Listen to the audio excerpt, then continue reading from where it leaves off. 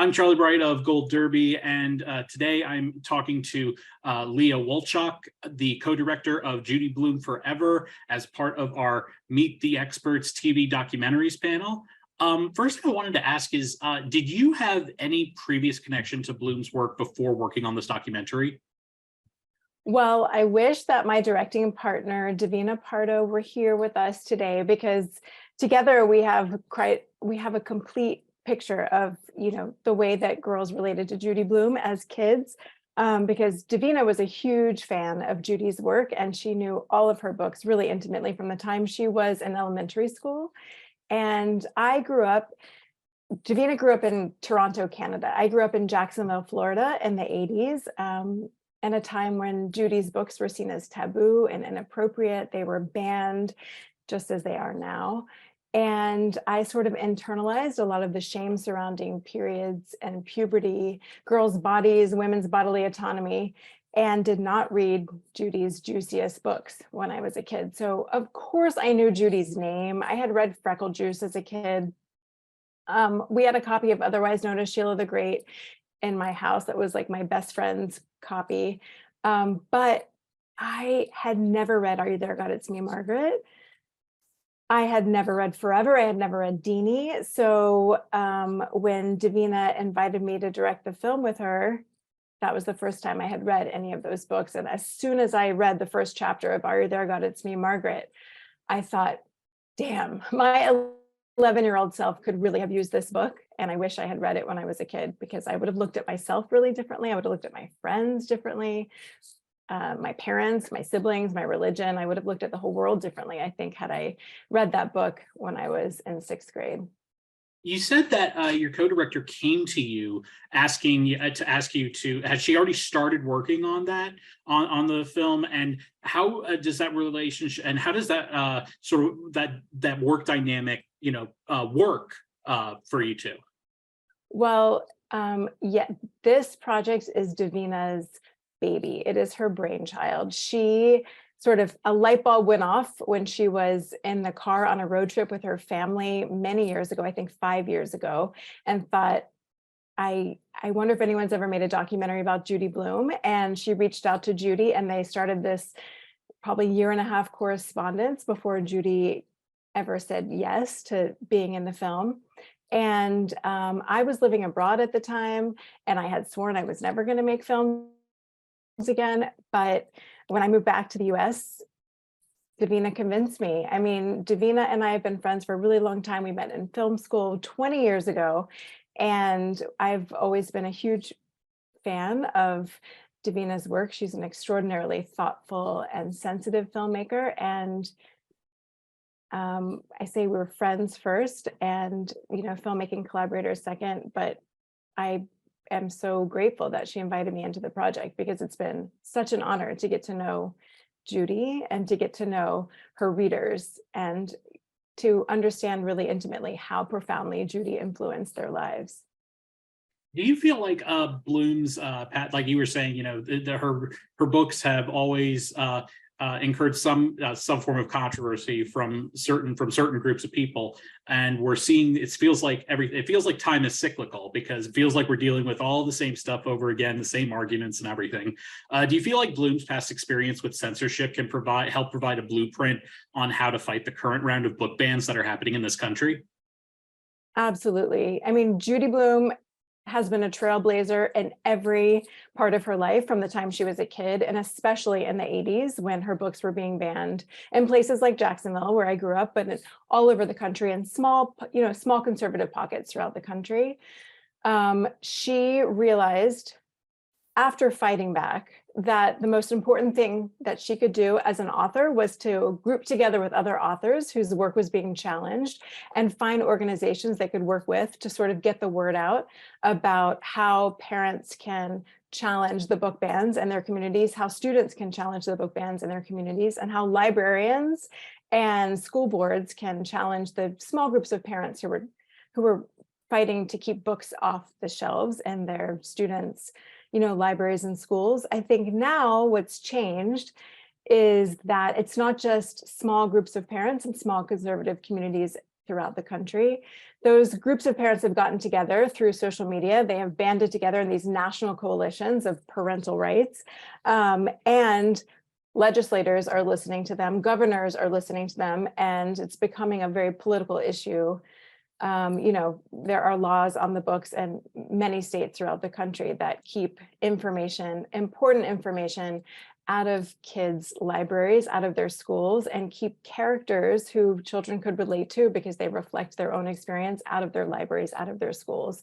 And I think the same organizations that Judy was working with in the 80s are active today.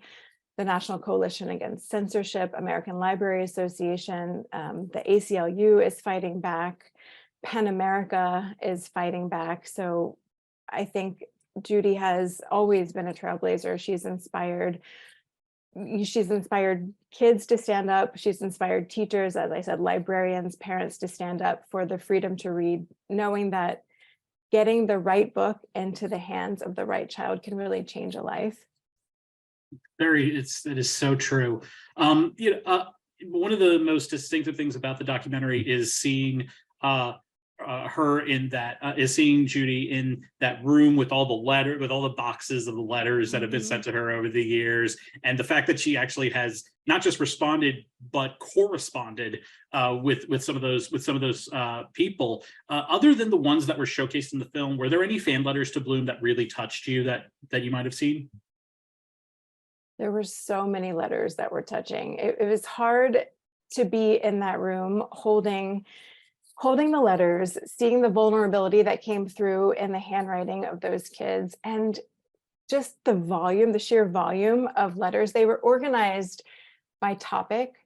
They were organized also by the letter writers that she corresponded with for decades. They each had their own folder in the library, but I mean, she has stacks of letters that were written to her about divorce, stacks about eating disorders, about depression, about sexual abuse, about incest. I mean, dozens and dozens of kids reached out to her because they felt they could not trust any other adult in their lives. And somehow Judy Blume was the one that they felt they could trust. And her writing back was, an extraordinary testament to how deeply she felt for her readers and how much she cares still for children, for really valuing, and respecting how kids feel and what they think. I think they understood that through her characters from the minute they opened a book, and they understood that through her letters from the minute they received a letter back from her. She cares in the most profound way. I wish I could pinpoint like a specific letter that I saw outside of the ones that you see in the film. I can't off the top of my head, name a really specific letter that moved me, but they were all so moving. I mean, I will say that, and I've said this before in other interviews, that Judy and her husband George and the archivist at Yale have worked closely together to protect the privacy of the letter writers, so that no one who goes into the library as a researcher can reach out to any of the kids, who are now adults, but who wrote to Judy looking for help. Even if they just wrote her a fan mail, I mean, you can't reach out to any of those. And so I'm also just guarding their privacy when talking about the letters that we were so sort of honored to hold and to read that were part of Judy's archive. So one of the other distinctive things about this movie is you have a lot of you have obviously a lot of authors in there talking about Blume's books, but you also have some really fun celebrities and non-authors among them, like Lena Dunham and Samantha Bee. How did you choose the specifically like the non-author celebrities that you interviewed for the film? We were looking to talk to women who were writers, who were, comedians like Sam Bee, who were also making social commentary in their work, and who were sort of pushing the form forward. I mean, if Judy was a trailblazer and she broke ground in the types of honesty and the types of characters that she wrote for young women, Lena Dunham with girls, Samantha Bee with her, her comedy, her stand-up, and her show multiple shows on TV. Anna Konkle with Pen 15. I mean, in the first season, I think it's episode 3, there's this whole episode about female masturbation, which never could have happened if Judy hadn't broken ground with Deanie, and just those few lines in Deanie that sort of opened everyone's minds to, yeah, this is something that is normal, it's natural, it should be talked about, it's nothing to be ashamed of. And I think we wanted to talk to women who would sort of push that form forward in their work. Well, Leah, thank you so much for joining us, and we wish you all the best, and we can't wait to see you for our panel in just a little bit. Thanks so much. Thanks for your thoughtful questions. I'm Charlie Wright of Gold Derby, and I'm talking today with Brian White, the director of the Netflix documentary Pamela, A Love Story, as part of our Meet the Experts TV documentary panel. First thing I wanted to ask you was, were you initially skeptical of having Pamela Anderson as the subject of a documentary? Yeah, I mean, I'll only say this because I've had this conversation with her many times now since, but my initial reaction when I was proposed to make this documentary was saying no, thank you. And I think that's because, like a lot of people, I had all of these preconceived notions about who Pamela Anderson is or who she would be today. And I wasn't really interested in being a part of that story. And then I met her. I was convinced just to have a Zoom with her. It was the height of COVID. She was living on her island in Canada, and I was in this very kitchen in Los Angeles, and I got on this Zoom with Pamela Anderson, and she just exploded every single one of those preconceived notions over the course of the conversation. And I was so fascinated with who she appeared to be in this little box in front of me. And I thought, like, wow, if I'm this surprised right now, if we could just translate this to a documentary film and show an audience who this woman really is, that could be the recipe for a great documentary. So that was sort of the genesis. One of the things that I love that comes across in this documentary is how much she really loved, I say that because her kids are grown now, but really loved being a mother. And how much she really treasured that. Did her sons tell you anything that really surprised you about her as a mother? Yeah, I mean, you would think that the children of Tommy Lee and Pamela Anderson would be absolutely insane children, having grown up in that circus, or the seemingly what seemed to be a circus. But what you have are two very level-headed young gentlemen, both one got sober when he was 18, and the other one has just chosen to remain sober his entire life. And meeting them, they're incredibly mature for their age. I think they're 26 and 25 now. Meeting them really chiseled away at some of those preconceived notions that I was talking about. I think most people, if you were only watching Pamela through the lens of the media storm of the 90s, would assume that those children could be train wrecks. And instead, she raised these incredible young sons. And, as we discovered once we found Pamela's archive of, old VHS and mini DV tapes, you get to watch those boys grow up in front of your eyes. And I think much more important, Pamela's very self-deprecating and almost dismissive of her entire modeling and acting career. By far the proudest achievement of her entire life. And I would say one of the very few things that she still cares about in life are those two boys. And so I think that's a real testament to how she raised them.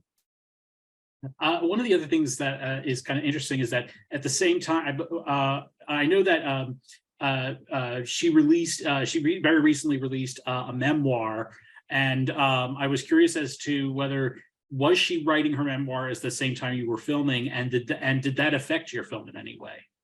That's a great question, because in that initial Zoom conversation that I was referencing, Pamela told me she was writing a memoir as we speak. She was spending her years in COVID on this isolated island, writing an autobiography, and she asked me if I wanted to read a draft of it. And so of course I said Yes. And so not only did she captivate me in the Zoom, but once I got that draft in my inbox, and I started reading her life story, all of these things that I knew nothing. Like I was starting from ground zero in my knowledge base of Pamela Anderson. So getting to read not only the amazing life story, but also her incredible storytelling style that really does shine through in that memoir. Like you realize how incredibly smart and funny she is, and how nuanced she is in the way she sees the stories from her lifetime. That also was a huge factor in selling me on the fact that she was going to be a compelling documentary subject. And it was a huge boon for me. You know, typically when I'm making a documentary, I am starting at square one with these people and figuring out what stories we're going to use to constitute the total running time of a documentary. And the memoir allowed me a real blueprint for her entire life, to start sort of scripting out what moments, at least on face value, I thought we might want to include in the film, and that I would want to be having, you know, conversations with her about. So one of the other things that I think was kind of interesting is that you, with the exception of like towards the end when you get to when you get to her going to New York to rehearse for Chicago, you when it comes to the actual like talking heads in the movie, you only really used her family. You know, you didn't interview anybody from Baywatch or anyone or any of her friends from the time. And I was curious as to why did you only have family members as people that were interviewed for the film? Yeah, and even then we barely interviewed the family members. I mean, I think those are a few conversations here and there that kind of happened in the moment. I mean, the vision from the beginning was to not do an interview-based film, even with Pamela herself. You know, we never used a light in those films. We never used a huge crew. Those are just, I started calling it our white couch conversation, where we would just sit down on the same white couch every time I visited. There was no prep for those shots. It was just, she would kind of, you know, saunter down in her Birkenstocks or Crocs from her roadhouse up at the top, land in the beach house where we were hanging out. She would plop down on the white couch and we would pick up the conversation where we left off last. And, you know, Pamela is, she's a real creative, which I think challenges a lot of people's preconceived notions of her. Like she's a real artistic collaborator. And so she doesn't enjoy anything that is really overly produced or forced in any way. She really likes spontaneity. She really loves unpredictability. And so we just had to learn to roll with that. And so she was totally on board with, you know, not doing. At the beginning, she was giving me, you know, a list of all of these people from her lifetime that I could speak to, and that had told her, you know, if a documentary is being made about you, I'm happy to participate. And I remember being nervous and telling Pamela, like, I don't think I'm gonna talk to those people. Like, I don't feel a need to interview talking heads. And I was so relieved when she was like, even better. She's like, that's fine. No one will have their feelings hurt. And I was much more interested once I got to know her to see the world and see her life through her eyes versus other people's lenses on her. I think you could make a great film out of that as well, by the way. But my interest in documentary filmmaking is always to get really, really embedded in someone's life, and be along for whatever that journey is that's unfolding in their life at the time. And so, you know, knowing you only have 90 minutes to make a film, my interest was more in only really doing it from her perspective. One of the other you touch on this in the film because because last year we had the limited series on Hulu, the dramatization of the whole thing with the sex tape. And I was wondering if when that became known to you, did that affect your filming in any way? Yeah, because people often think that our documentary was a reaction to that Hulu series.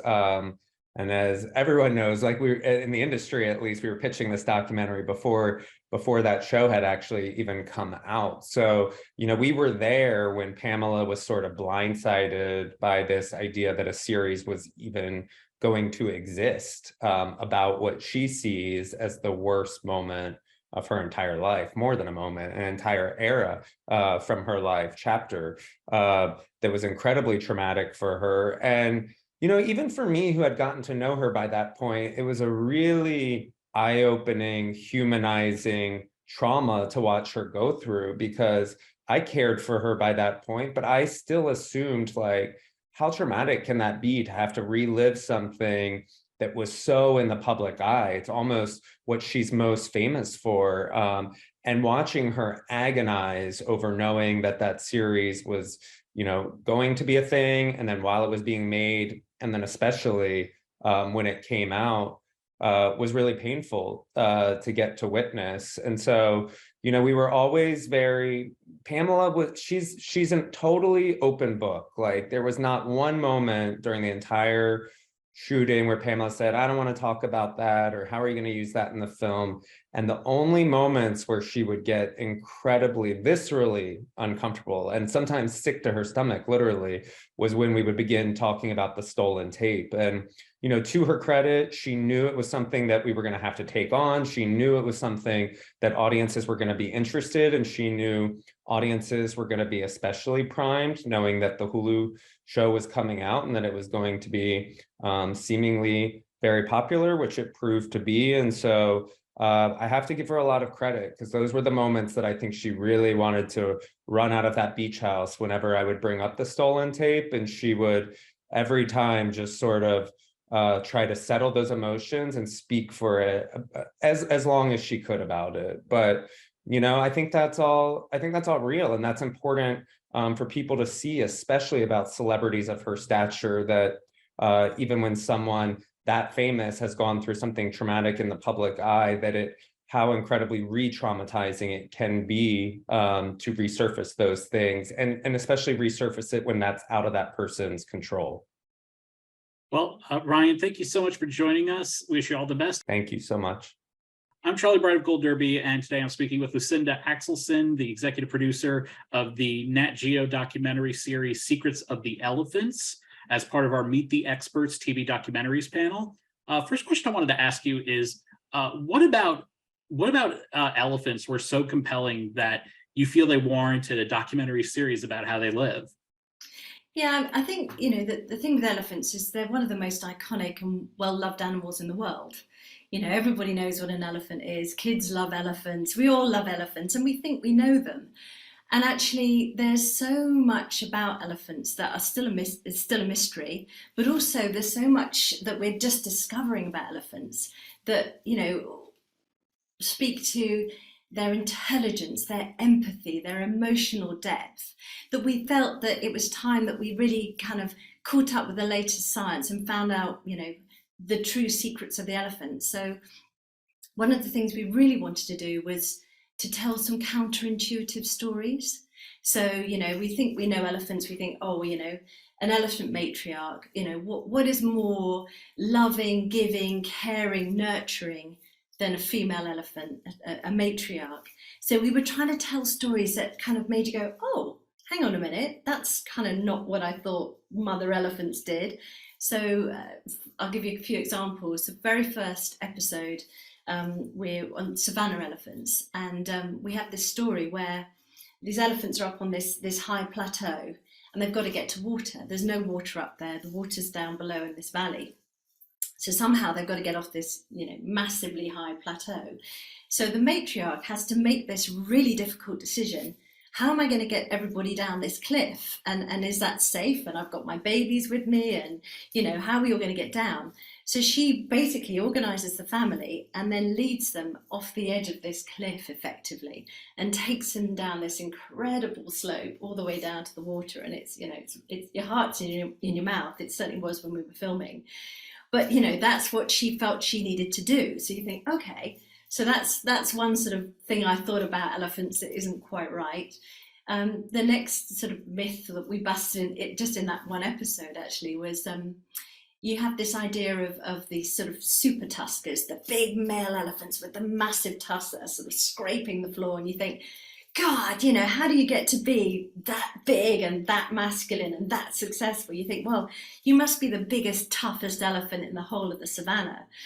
And actually, what we discovered when we spoke to the scientists and the researchers and people who knew these elephants really well, this was in Amboseli in Kenya, was that actually the secret of their success is that they're gentle and they're good guys and they know how to make friends and they know how to be respectful to each other. So actually what we were filming was a society of males who were like, oh, no, you go first. No, you go first. And, oh, no, I've got your back, mate. I've got your back. Don't you worry. And they were all really looking after each other. And of course, when you think about it, you know, actually, the way you're going to shorten your life is by getting into trouble, getting into fights, or getting caught out by poachers or lions or whatever it is. So if you've got a load of mates around you, they're going to keep you out of trouble. So it's like when you actually kind of start to sort of dig into it, we were finding more and more real kind of revelations about the elephant. So, you know, I think we felt it was time to kind of bust a few myths, get it with the latest science, and really start to sort of dig into what elephants really are. So yeah, that was kind of the way that we approached it anyway. Nice to know that it's gentleness makes you grow big. I thought it would be Wonder Bread, but that's another thing altogether. Was there any behavior the filmmakers observed that they were not prepared for when they were filming these elephants? Absolutely. So when we were in the desert, in the Namibian desert, filming the desert elephants, we were incredibly lucky. The first day of the first shoot, a baby was born, literally right in front of us. Extraordinary. There hasn't been a baby that's survived in the desert for 7 years. I mean, this place is brutal. You know, they're in the middle of a drought. It's just been relentless. You know, climate change is really affecting things for them over there. It's the worst place in the world to be an elephant. But these guys had a baby and we were like, oh my goodness, how incredible. And of course, you know, everyone's fussing around this baby and it's like, wow, you know, most precious thing that they've ever seen. You know, half of them haven't seen babies, you know, for years, and everybody was in a complete, you know, state of excitement. The next day, we're up early, down there, first light, and the mother with the new calf and a sort of an auntie that was with her were all alone. Like, oh my God, what's happened? The herd was gone. They just left. And they were, you know, 5-10 kilometers away by this point. And we're like, what's going on? Why have they left her behind? And, you know, we'll never know to this day why the matriarch decided this. But we figured out that basically, if you're a baby in the desert, you have to keep up. You've got to be strong. From the moment you're born, you've got to be on it. So only the strongest will survive, because these elephants have to travel 20 to 30 miles a day looking for water, looking for food. If they don't do that, the whole family dies. You know, they just won't make it. So we've got a situation where the matriarch, you know, there's a new baby in the family and she's just left it behind. And I think what probably happened was the mother was a first-time mother and she was busy fussing with the baby and maybe just didn't notice that the herd had sort of started to move. And by the time she realized what was going on, they were gone. So then she's in this situation. It's like, well, what do? I've got this new baby, you know, how am I going to catch up with the herd? So they just, you know, she just decided, right, it's this or die. So she just started, you know, sniffing the ground, sniffing the air, worked out where they'd gone. And in one day, this little baby completed, you know, a 30-mile marathon, just didn't stop going. And we kept seeing this little thing and she'd stop and she'd be like, you know, a little head would go down, then she'd sort of fall to the ground. We're thinking, oh no, she's going to die. This is a disaster, you know, first day of life, this baby's precious baby. But she just kept going and kept going. So, you know, we're on it the whole way, you know, cameras are rolling. And then, you know, just before sunset, they caught up with the herd and were reunited. And it was just the most incredible spectacle. We thought, well, you know, how's the matriarch going to react? Is she pleased to see them? Well, you know, what's going on? And she was absolutely thrilled. It was like, yes, this baby is strong. This baby's going to make it. you've passed the test. It was like she was testing the baby to see if it was strong enough. And it was just the most joyful thing you've ever seen, to see this reunited family and everybody, over the moon that this baby had passed the test and made it, and still alive today, so that's a year and a half, nearly 2 years on. So yeah, it's great. But you don't expect these things. Well, Lucinda, thank you so much for joining us, and wish you all the best. We look forward to seeing you on our panel in just a little bit. Thank you so much. I'm Charlie Bright of Gold Derby, and today I'm speaking with Nikole-Hannah Jones, the executive producer and the creator of the 1619 Project, a documentary on Hulu, as part of our Meet the Experts TV documentary panel. First thing I wanted to ask you is, there was so much publicity about the 1619 Project when it first came into the public consciousness, as part of the New York Times. Was the idea for making the 1619 Project into a documentary series something that you had always planned for this, or did that come about later? Yeah, that definitely came about later. I'm a print reporter. I think in terms of print, I write. I've never done documentary before, and so it was after the documentary, or excuse me, after the magazine published, as well as the podcast, that we were approached by TV studios to consider turning it into a documentary series. The interesting thing about the 1619 Project is that I think some people may know the controversy better than the actual project itself. And you have this the reaction was so visceral to it. You addressed it in the documentary, but what I'm curious about is, what was the first thing that happened that made you realize that the right wing was going to come after you for this project? I mean, I knew that there was going to be pushback against the project. That's why the project had to exist in the first place, is that we have not wanted to really grapple as a nation with how foundational slavery is to the country that developed, and how that legacy still shapes so much of our society. And of course, that's what the 1619 Project argues. So I knew there was going to be pushback. I didn't understand, of course, that it would go all the way to the president of the United States, to sitting senators, to Secretary of State, to bans all across the country. I think when I started to really understand that there was going to be this orchestrated campaign against the project would have been right around the time of the racial justice protests of 2020.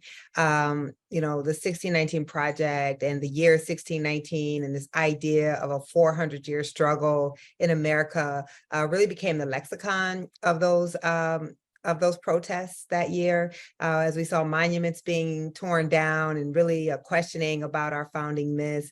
And at the same time, then we really saw this orchestrated targeting of both myself as a journalist and the 1619 Project. And I think that's when I really, when I saw the first law, including a law in my home state of Iowa, seeking to ban the teaching of the 1619 Project from any public schools, is when I understood this was something different than I'd ever experienced before.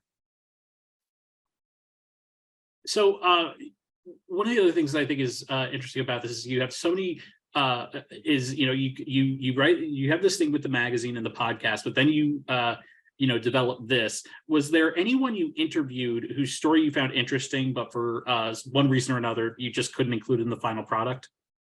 I mean, of course, we interviewed a lot of different people, because with this documentary, we were actually, reporting. So it wasn't just going and re-interviewing people we had met before or telling stories that had already been told before. We were going out and doing original reporting on contemporary American society as we were creating the documentary. So there are lots of people, when you're a journalist, you interview people, or you start going down a certain path for a story, and ultimately it either doesn't work out, it doesn't fit into the structure, you have too much content. But I guess the person that or the group I thought about the most is we interviewed these two Black women that were part of this group called the Black Women's Blueprint, and it was for the race episode of the documentary series. And they had bought this land in upstate New York and were really trying to create this really remarkable place of healing, particularly for Black women around childbirth, maternal and infant mortality, and just being a Black woman in America. So we spent, quite a bit of time with them, but unfortunately weren't able to get them into the final cut. It's also interesting how this how we've seen it, how we've seen this 1619 project play out in terms of the public circle and everything. And what I'm curious about is what have been some of the biggest impacts that you've seen as a result of this whole experience, like in terms of like some of the impacts that it's had on some aspects of education or anything like that since its inception? Yeah, I mean, the impact of the project has been just tremendous. It's exceeded every dream I could have possibly had. And I guess the greatest proof of that is the level of pushback that the project has received. I mean, the project has been mentioned in both of Donald Trump's impeachment trials. The project was, disparaged in the confirmation hearing for the first Black woman Supreme Court justice. So it really has become kind of this stand-in for a vision of America that conservatives don't want us to understand. But to me, when you look at, when I first pitched the project, my primary goal was I wanted Americans to know the date 1619. I wanted that date to be as familiar to us as the year 1776, and in forcing us to do that, I wanted us to grapple with what it means that slavery is one of the oldest institutions in the United States, that it predates on these lands the American Revolution by 150 years. I mean, that has been accomplished. People know that date. People are arguing about that date. As we're having these conversations about what should be taught in the classroom and what shouldn't be taught in the classroom, that's because we're being forced as a society to really stare our myths in the face and say, what haven't we been taught, and who gets to decide how we collectively remember our country, and how that we understand the way that past is shaping the reality that we live in today. That is something, it's 4 years later, and I still talk about the 1619 project every day. You still see politicians, educators, activists talking about the project every day. So to me, I think that really demonstrates that impact. We know that date. And even, when Donald Trump was disparaging the 1619 project, that also just meant that all of his followers also know the date 1619, whether they read a page of the book or not, whether they watch an episode of the documentary series or not, they also know that date and have to grapple with the Black American role in American history. We live in such a weird political time right now. And that's to put it mildly, I guess. We've had all these things happen, and there's been a lot of reasons that I feel that people should be pessimistic. The fall of Roe, the Supreme Court, the way that state legislators are operating. We just see with Alabama, just saying when the Supreme Court says you need to create a second majority Black district, they're like, nah. It's hard to be I share the sentiment that it's hard to be optimistic right now.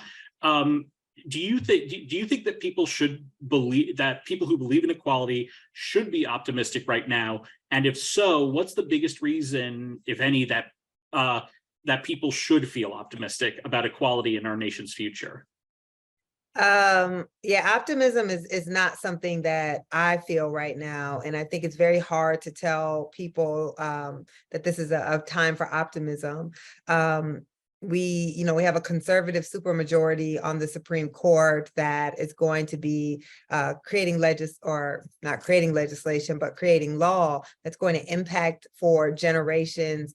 We have an extremely divided electorate. We have a former president who just turned himself in for not wanting to accept the will of voters in this society. We have book bans happening all over, targeting of LGBTQ kids, and just it's not a time of optimism, but this is what I'll say.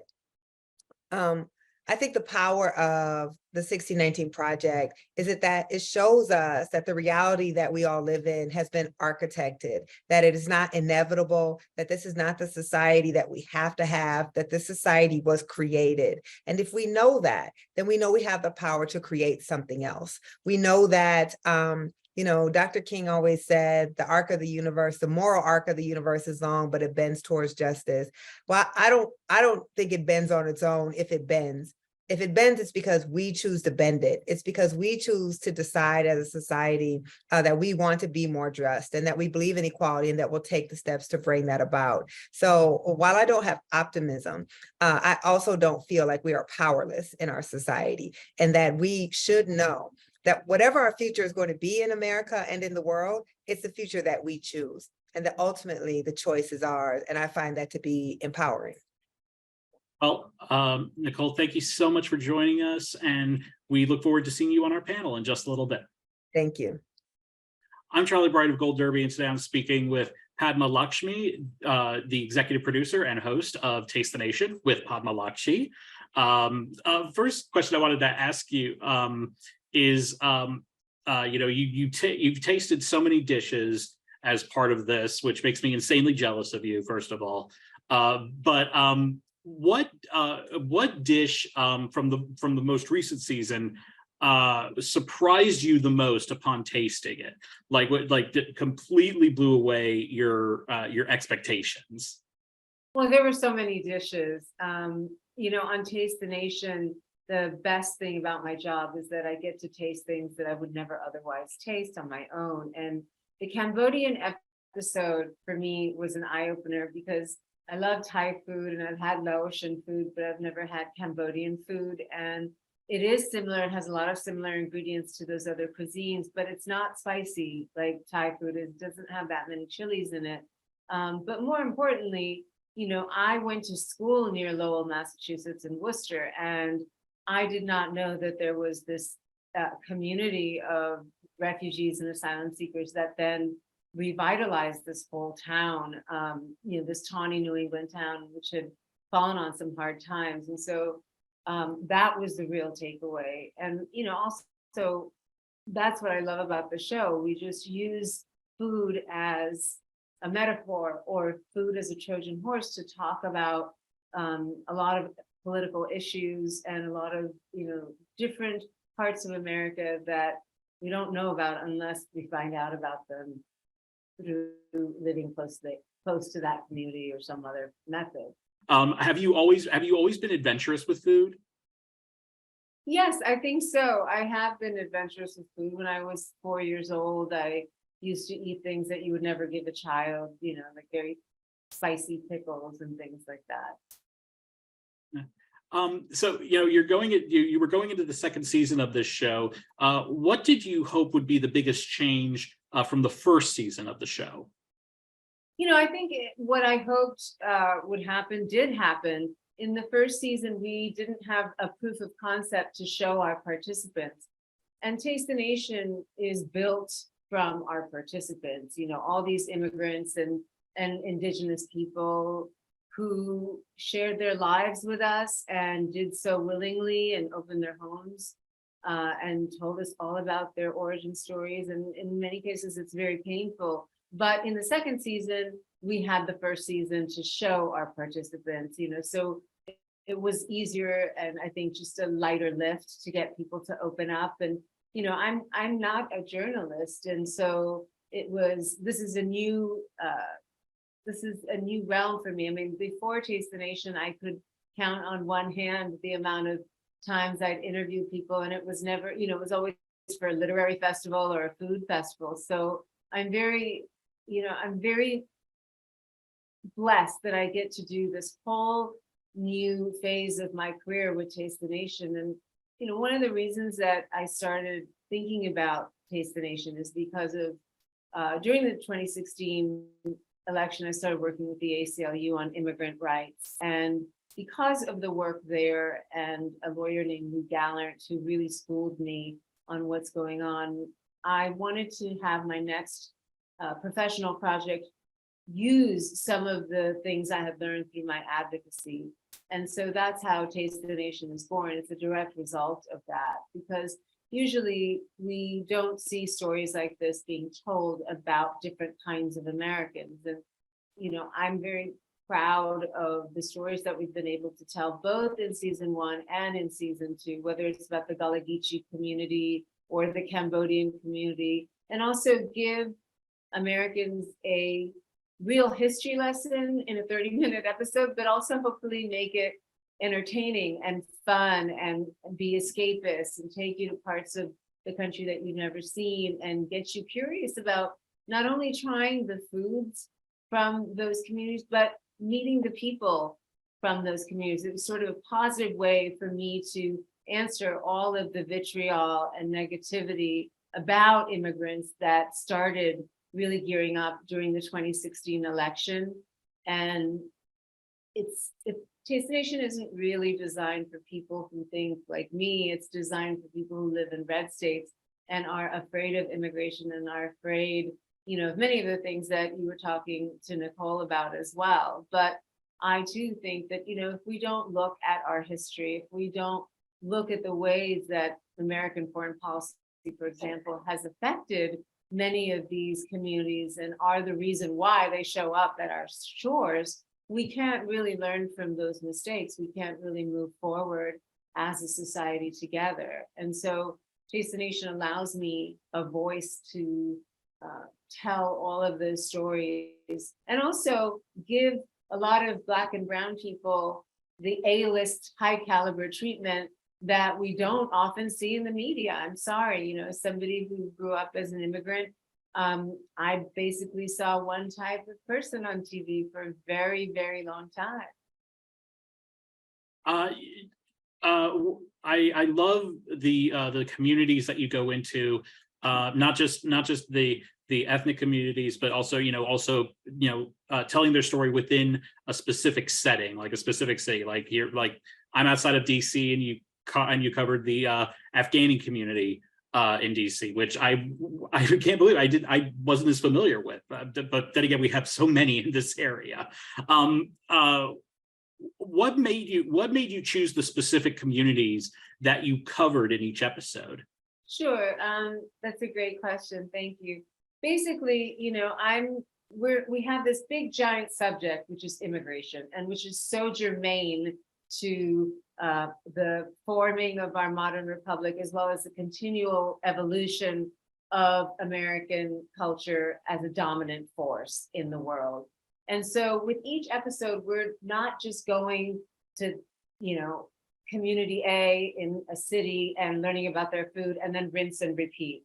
I want to look at a specific aspect of this whole immigration puzzle by using a community. So what do I mean by that? In our Puerto Rican episode, we talk about sovereignty and food sovereignty. And in my opinion, Taste the Nation is also, it's an editorial show. It's one person's opinion, mine, along with, of course, my co-creator and producer. But,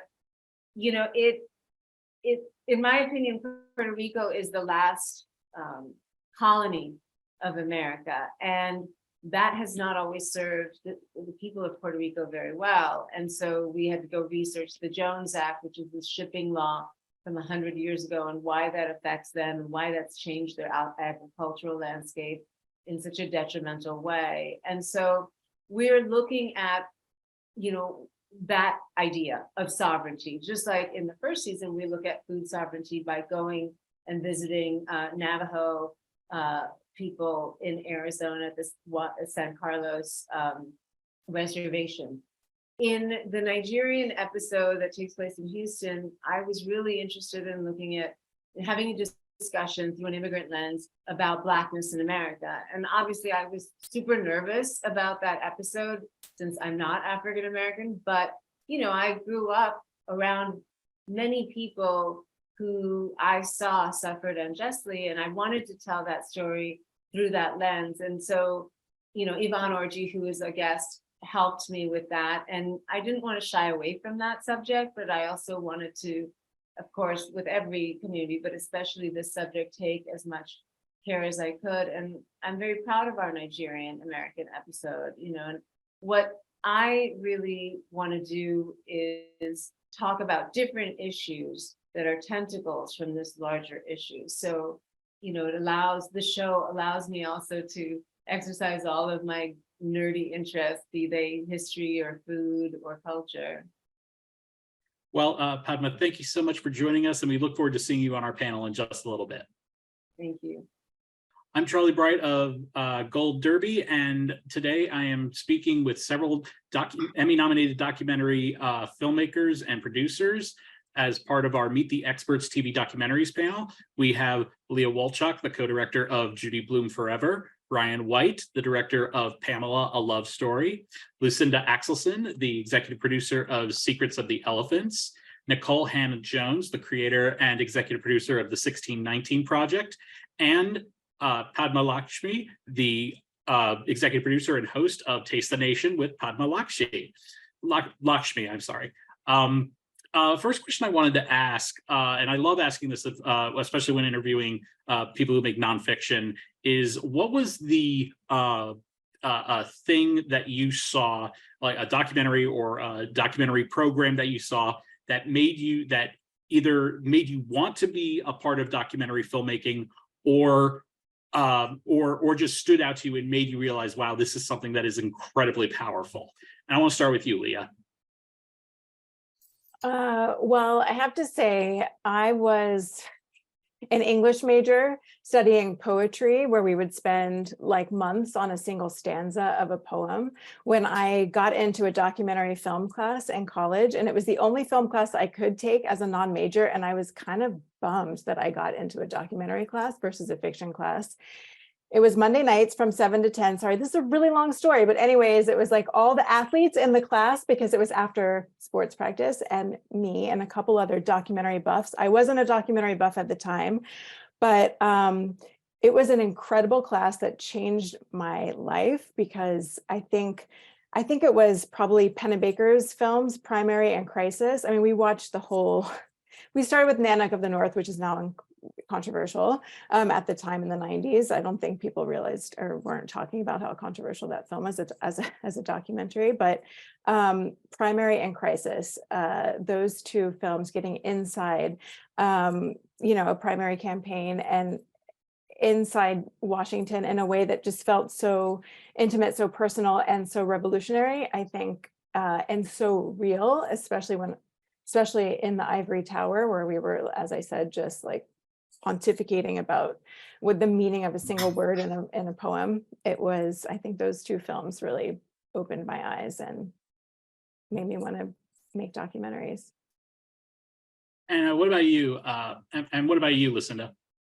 Yeah, I mean, I grew up in England, and I remember when I first started out seeing this amazing documentary by a documentary maker called Philippa Lowthorpe, and it was called 3 Salons at the Seaside, and it was about these incredible women who ran these hair salons at the seaside. And it's sort of, it's a quite inauspicious topic for a documentary, but actually what she did was she got into a whole subculture of northern female life, these really strong women all looking out for each other, all through the salon. They were supporting each other, they were talking about life and their partners and their kids and their grandkids, and it was sort of all human life was there in these very uninspiring little salons, and it was all about female empowerment, what it was to be a woman. I mean, this was in the sort of 70s, 80s, and it was all about attitudes to women, sexuality, empowerment, all these things, but through this really unprepossessing lens.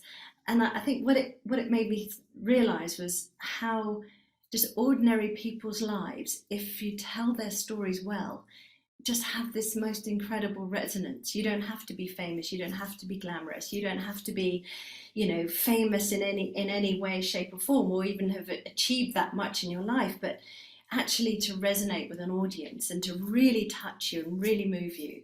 It was an absolute masterclass in taking the ordinary and making it extraordinary and entirely relatable.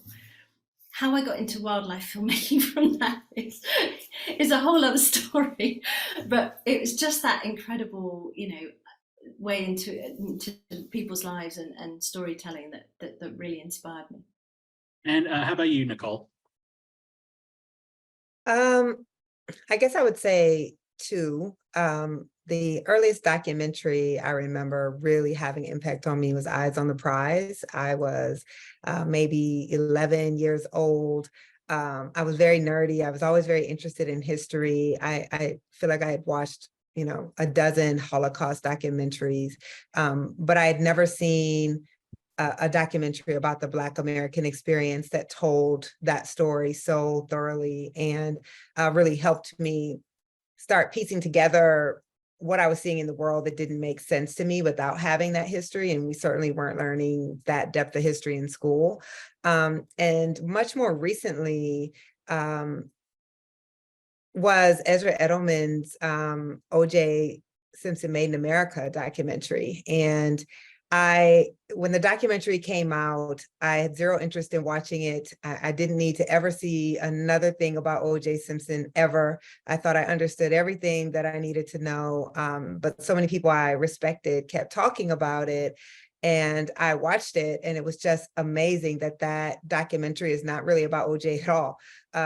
It's about our inability to grapple with race in America and how we viewed everything in that trial through the prism of the racial identity that this country has put on us. But I also just think structurally, I teach it to my students just to study storytelling structure.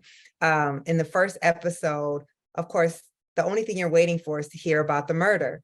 And you don't hear anything about that murder all until the very last scene of the first episode. And by then you're completely hooked without even having seen anything about the reason you're watching the documentary. So I just think it really is a masterclass on having depth to these stories that we think we know and we don't, but also just how effective structure can be in pulling the viewer along. And I think every storyteller, I don't care if you're a writer, if you do radio, if you do television, structure is the bane of your existence. So to see someone do it so masterfully was very inspiring for me as I embarked on this documentary series myself. Oh, absolutely. I mean, the final episode to me is the craziest thing because it's everything that's happened since. What about you, Padma? I remember being very young and watching, there wound up being a channel of it for a while, these biography specials. Do you remember those? And I love reading memoirs and biographies, and I love documentaries as well. And I always have, when everyone else is watching American Idol or whatever, I'm sort of over here watching the history of paint at 2 a.m. and totally content and happy to do that. I love general knowledge. So it just speaks to all of my, interests. And I remember those, when I was very young, and I have since always loved documentaries about people. And I think that is also why, in Taste the Nation, it's really, the stories are basically told through the people in the community, not by anyone outside. And so Taste the Nation is really just about giving my platform to people who don't normally get that big of a microphone. And I think it's because from a very early age, I love, whether it was Cleopatra or Joan, now there's a couple great ones about Toni Morrison and Joan Didion, or Henry VIII, or whatever, especially people throughout history. It gave me a world into who they were that I could never get from a narrative piece. And I remember even that documentary about Madonna, when it came out, it was such a different kind of way to tell a story. And it's really the birth of reality television, if you think about it, looking back. But the part that I liked about it is that you got to know things that were never usually on stage or in the information that person or their life gave you. through official channels. And that is always interesting to me. I want to know the backstory. I, want to go deeper beyond just an article. I want to just see the long form version of something.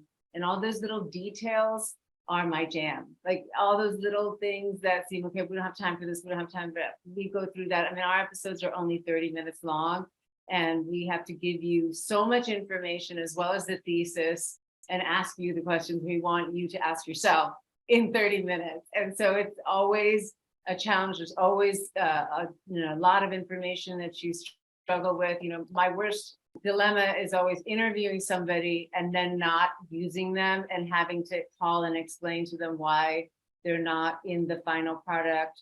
And, because they tell their friends and they want to be on it. And I know what that feels like. I've certainly been cut out of movies. So, it's hard. And we try never to do that. We try to do as much research and pre-production as we can so that we're respectful with people's time. But, as some of the other contributors have said, like, you never know where the story is going to lead. And as a documentary filmmaker, your job is to tell the story, not tell the story that you want, or at least find as much evidence to tell the story you want. And what about you, Ryan? Well, Nikole just totally opened the memory floodgates for me of watching Eye on the Prize in 6th grade now, and Miss Augustine Howard's class over the course of 2 weeks. But I grew up in Georgia, and I always wanted to be a filmmaker, but there was like no path forward in my mind as a kid from Georgia to become a filmmaker. So like Leah, I studied literature in college, and I was also a photographer. And I took a class where for extra credit, you went to see a documentary that was playing on campus. It was Agnes Varda's film, The Gleaners and I.